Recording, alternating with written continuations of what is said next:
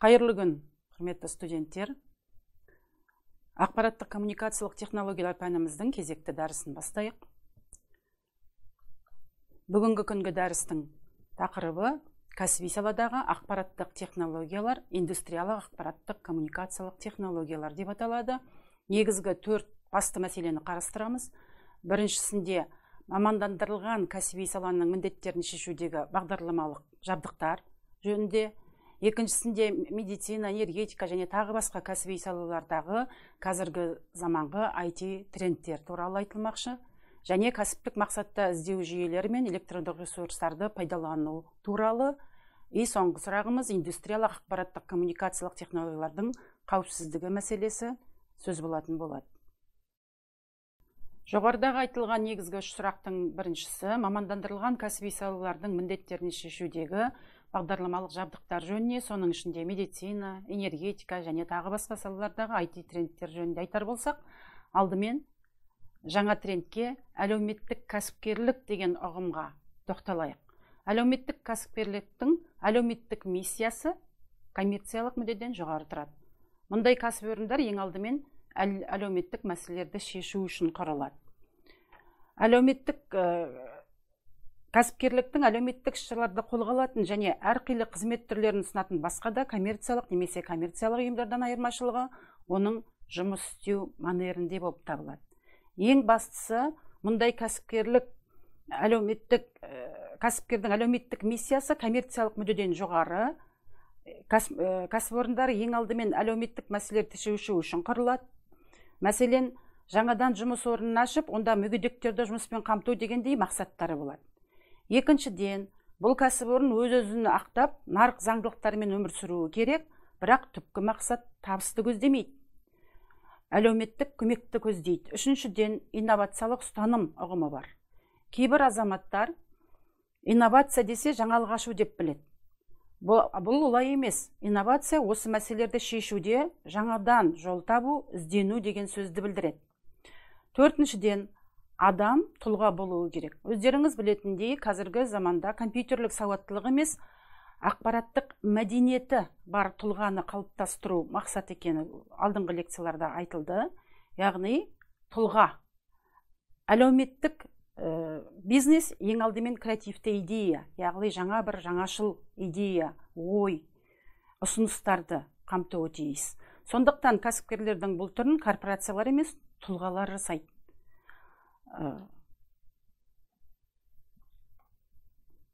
Заманауи медицина, жаңа айтып өткендей, кәсіби саланың бірі медицина. Медицинада ақпараттық технологияның құрал-жабдықтарының кең таралып жатқаны белгілі. Жаңа заманауи медициналық құралым жабдықталған медициналық мекеме және әрбір құралдың ескерілуі ол заңдылық табиғи құбылыс. Демек, құрал заманауи диагностиканы, яғни уақытында қарап, талдап, жөндеу мерзімінде алмастырып отыруды және тағы сол секілді әрекетті қажет етеді. Барлық кәсіби саланы дамытуда қолданылатын заманауи технологиялар пакетінің ішіндегі ең бастылары олар ақпараттық технологиялар пакеті екені мәлім. Ақпараттық коммуникациялық технологиялар қоршаған әлемді анықтайды және өзгертеді. Әлемдік дамыту технологияларының құрылымында ақпараттық технологияның орны маңызды және соның негізінде глобалды ақпараттық инфрақұрылым дамытылады. Инфрақұрылым түсінігін сіздерге талдап, оның құрылымын анықтап, талдаған болатынбыз алғашқы лекцияларда, есімізге түсіріп өтейік.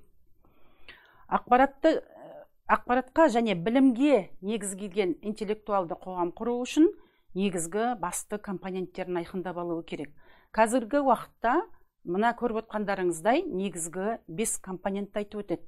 Кез келген уақытта, кез келген жерден коммуникацияларының, жүйелерінің қолжетімді болуы, роботтандырудың когнитивті технологияларының болуы, компьютер интерфейсінің жаңа сенсорлық және когнитивті технологиялары, виртуалды әлем, ақылды қала, ақылды өндіріс, ақылды көлік түсініктері қоғамымызға еніп отқанын құлақтарыңыз шалып жүр. Әлемдік технологиялық даму деңгейіндегі ақпараттық коммуникациялық технологиямен байланысты технологиялық пакеттер дамуына қарай анықталатыны да белгілі. Енді жоғарыда айтып өткен компоненттердің әрқайсысына тоқталатын болсақ, кез келген уақытта, кез келген жерден коммуникация жүйелері деген ұғымды интеллектуалды сенсорлық телекоммуникациялық желілердің, интернет заттарының, жоғары жылдамдықты мультимедианың қатысымен болатын айқындау негізделген. Роботтандырудың когнитивті технологияларына қатысты айтатын болсақ, адамдар мен роботтардың қатар өмір сүруі, роботтандыру, манипуляторлық технологиялар, ойын-сауық жүйесіндегі роботтар, киборгизация, экзоскелеттер, кіріктірілген медициналық датчиктер, тағы да өзге чиптер жөнінде әңгіме айтылады. Компьютер интерфейсінің жаңа сенсорлық және когнитивті технологияларына қатысты айтатын болсақ, эмоцияны оқу технологиясы, дисплейлердің жаңа буыны, барлық тілдерге автоматты аудармалау, позалар мен қозғалыстарды бақылау технологиясы, қозғалысты бақылау технологиясы, көңіл күйді тану чиптерінің технологиясын дамыту, компьютерлердің келесі буыны андроидті интерфейсті компьютерлер технологияларын жатқызуға болады. Көріп отқандарыңыздай, бұл жерде тану мәселесі, дыбысты, эмоцияны, көңіл күйді яғни. Бұлардың барлығы компьютерлің даму тарихының келесі буынына әкелу керек екендігі айқын. Виртуалды әлем, виртуалды лаборатория, виртуалды университет деген түсініктерді көп естіп жүрміз. Виртуалды әлем, виртуалды шындыққа негізделген эксперименттік оқу жүйелерін қамтиды. Виртуалды аватарларды, өмірдің виртуалды жүйелерін, жеке тұлғаны идентификациялау автоматтандырылған жүйесін, желілік экономиканы және желідегі өмірді жатқызуға болады.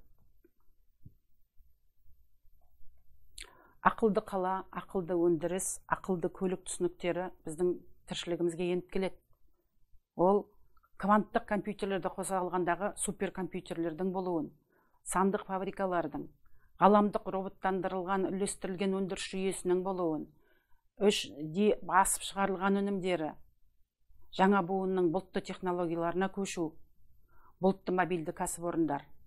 Яғни бұлттық технологияның біздің техниканы, компьютерлік жадыны, уақытты, қаржыны үнемдеуге мүмкіндік беретін сала екендігі бәрімізге айқын және дамып жатқандығы да белгілі.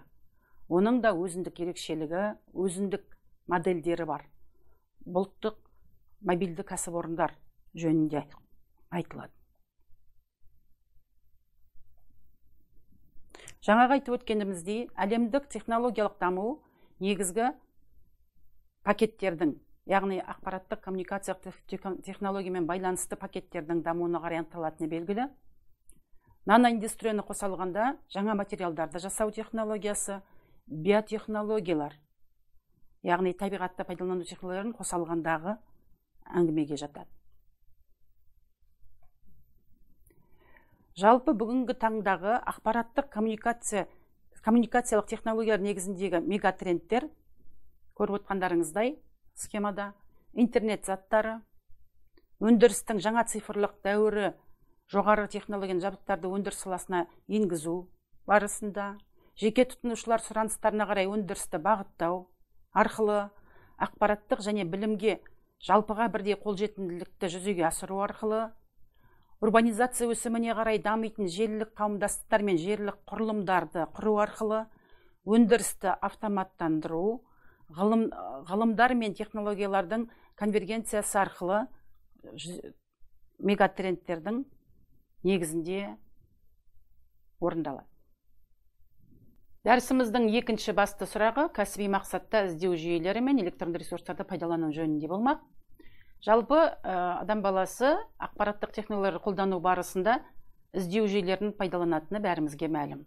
Барлық іздеу жүйелері арнайы тағайындалған қуатты серверлерде орналасқан және тиімді байланыс арналарымен тәуелді болады. Ең танымал іздеу жүйелерінің бірі бір мезгілде бірнеше мыңдаған адам қолданылады жүйелерін. әмбебап типтегі қуатты іздеу жүйелері әлемнің барлық тілдерінде жұмыс істеуге арналған. Жалпы іздеу жүйелері туралы әңгіме айтылған кезде олардың қанша тілде жұмыс жасайтындығы, қанша адамның қолданылатындығы және оның ақпараттық серверлерінің орналасу ретіне қарай ерекшеленетіні мәлім.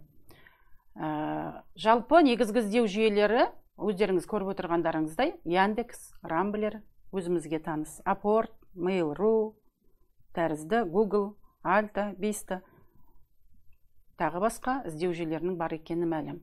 Жалпы сипаттамаларына қарап көрейік. Мысалға Яндекс іздеу жүйесінде құжаттарды әртүрлі форматта, көріп отырғандарыңыздай PDF, Doc, RTF тағы да өзге форматтағы индекстейтін құжаттарды іздейтін ресейлік іздеу жүйесі. Бұл жерде негізгі қорын өзектендіру апта сайын жүзеге асырылып отырады. Рамблер іздеу жүйесіне қатысты айтатын болсақ, 96 жылы пайда болды. Қазіргі уақытта индекс көлемі шамамен 150 миллион құжатты құрайды. Күрделі сұранымдар бойынша іздеу үшін егжей-тегжейлі сұраным режимі, әртүрлі режимі бар. Элементтерін пайдаланып жүзеге асыру мүмкіндіктері қазіргі таңда мүмкін болып отыр. Одан кейінгісі Апорт. Бүгінгі күні оның базасының көлемі 20 миллионнан астам құжатты құрайды.